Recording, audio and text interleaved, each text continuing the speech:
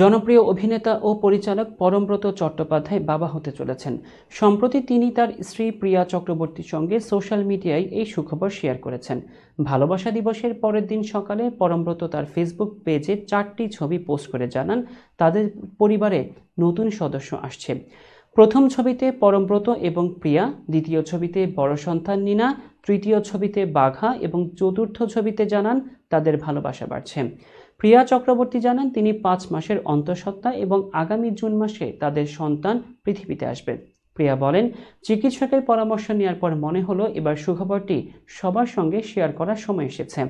2023 সালের নভেম্বরে ঘনিষ্ঠ বন্ধু বান্ধব ও আত্মীয় স্বজনের উপস্থিতিতে পরমব্রত ও প্রিয়া আইনি বিয়ে করেন। বিয়ের আগে তারা ভালো বন্ধু ছিলেন এবং বিয়ের পরও তাদের বন্ধুত্ব অটুট রয়েছে। এদিকে পরমব্রত সোশ্যাল মিডিয়ায় লেখেন, আমরা কিছু গুরুত্বপূর্ণ বিষয় নিয়ে ব্যস্ত ছিলাম আর এখন আমাদের পরিবারে নতুন সদস্য যোগ হতে চলেছে। এই খবরের সহকর্মী, বন্ধুবান্ধব এবং ভক্তরা পরমব্রত ও প্রিয়াকে শুভেচ্ছা জানিয়েছেন।